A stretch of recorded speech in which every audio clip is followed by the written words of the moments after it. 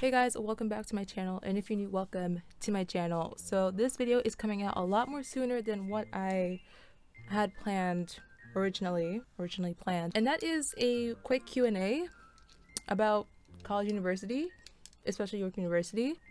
Oh my goodness, y'all really have me making a York University video not even a week after I'm done school. Like, I literally just finished my exams and now I'm filming a video about York University, even though I do this near the end of like the summertime. But people seem very curious about these things, and I was like, you know, you're in a rush to know the answers, so I'm gonna rush this video so you can have some answers out.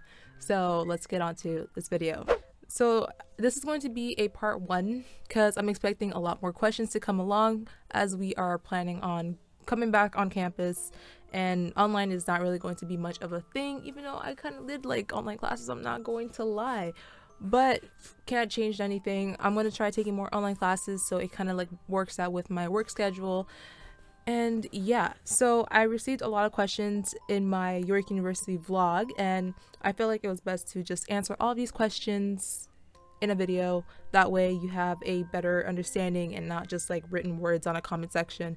So hopefully this helps, and if you do have any more questions, please feel free to just drop them down below in this video, and I'll be making a part 2 to this Q&A. The first question here I have is a comment from Siri, and they say, "Hi, at Bunny Blue. I've been offered a admission for UG in Lausanne this fall. Can you share if York's good or Carleton's better? Nice vlog, by the way." And they sent a nice virtual hug.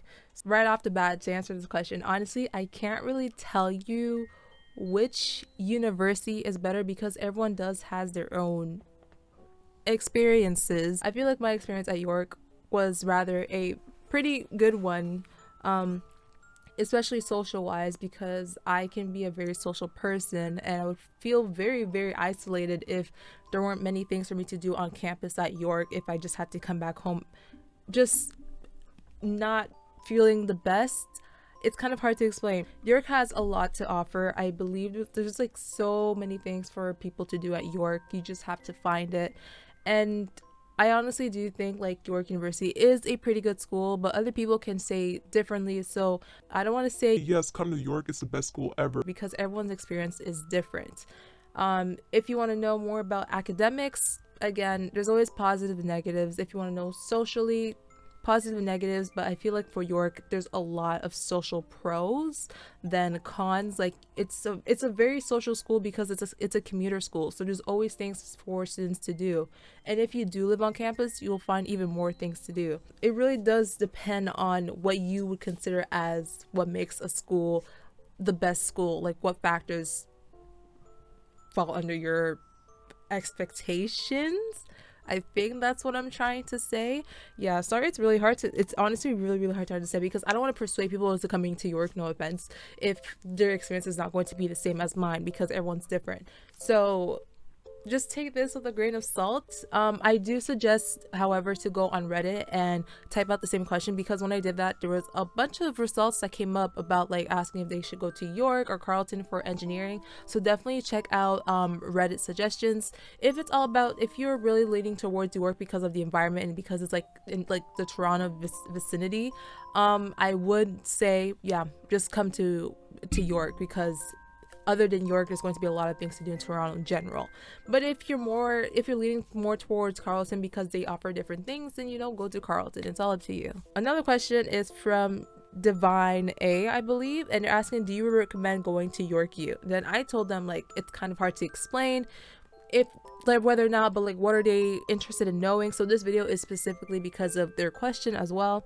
So they asked like a total of 5 questions. So the first question is the quality of teaching and support helpful? I would say yes. Yes, it does depend on your professors and TAs, which is why I highly suggest you using the Rate My Professor website, because a lot of times you get a good sense of like your professors and TAs and know if it's a good vibe or not. To be honest, I've used it a lot in the past and it has saved me from some classes. So definitely use Rate My Prof to find out more about like your professors and TAs, because you can't really generalize all of them, even though we did almost go on strike But a lot of times I've had good teachers. I really feel, I don't know, it's not as intimidating as I thought it would be. So I'm happy with the professors I've had so far, except for one, but that's not much of an issue right now. For TAs though, I also had some pretty awesome TAs, like the teacher assistants. They've been so nice. Like, I'm gifting one of them like a gift card because they've just been so helpful to me, and I really appreciate all their help. But again, definitely use ratemyprofessor.com or whatever to get a better sense of the teachers you're going to get, and also get a better sense of like the workload of the classroom, and just it's very helpful. It saved me, and it's going to save you. Second question is, how's the food? Okay, so I'm going to be honest. If you are commuting to school, if you don't live on res, the food isn't too bad, okay, because there's a lot to choose from Subway to the Caribbean Place to there's Starbucks, you have Tim Hortons, you have Zteca, you have the sushi place. There's even like everything. There's honestly a little bit of everything to eat, so you're always going to have something different to taste. Like, it's not like you're going to be sick of the same food all week if you're just a picky eater. But if you're not a picky eater, you have a lot to choose from. But if you do live on res, however, you're going to get sick of the food eventually, and then you might just start Uber eating or door dashing food just so you get a different sense of like food into your system. But the food on campus, I wouldn't say is bad. If anything, the quality has gone up somehow. Yeah, I do definitely think the food quality at York is good. I do. If I had to pick my favorite place, it would definitely be the Wendy's. I'm so excited that that's opening up again. Man, I miss Wendy's, and I can't wait to get some more Wendy's. So the third question is there fun stuff to do? Example, big parties, game days, etc. So yes, I feel like there is always a ton of fun things to do, especially at the beginning of the year. So beginning of the year is when Frosh is happening. So when you get admitted to York, you're going to be put into a specific college. If you don't know about the college systems, I actually explained it in another video. I feel like it's going to take a lot up in this video, so please make sure to watch that video where I explain more about the college systems. But when you are put into a college system, you are basically surrounded by people within like the same program as yours, and then you're going to be froshing with them, so you get a better sense of the people you'll be around for like the next couple of years. And I feel like Frosh is definitely one of the best experiences that anyone can get when going to like university, so I definitely do recommend going to Frosh. And then after Frosh, there's still a bunch of other activities, because then we have like our York Fest happening, there's like a concert that happens, there's so much things going on.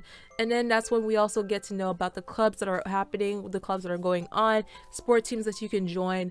So definitely I do suggest being there at the beginning of the year, because that's when it's like the biggest introduction to like everything that there is to offer at York.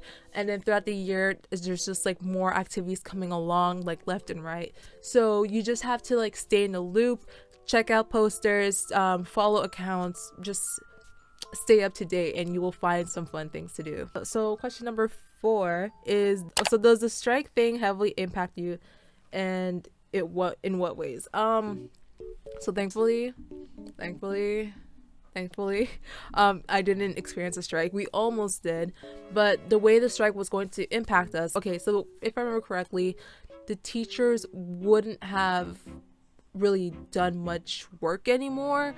From what I remember them saying is like they were going to close e-classes, so we weren't going to be able to access like schoolwork or access like resources anymore, because they were going to be on strike. Which means like for those who are graduating, if the teachers were in charge of like grading marks, and the marks weren't graded before the strike, then they wouldn't really have like their exams that could have impacted like their final marks. I don't know. There was a lot going on. Depending on the strike, it does impact the students. But then again, sometimes the strikes do have a good reason for a strike to happen. So you can't all blame it on like, I don't know, the strikees. Is that what you call them? But yeah, thankfully nothing happened. It would have impacted a lot of people. I was just chilling. I was like, we don't have to hand in the last bit of our work. Say less. I was actually ready to just chill and be like, I'm okay with my final mark right now. It wasn't that deep. But finished exams, no strike happened. It didn't impact, it almost did, but it didn't impact us. and it was fine.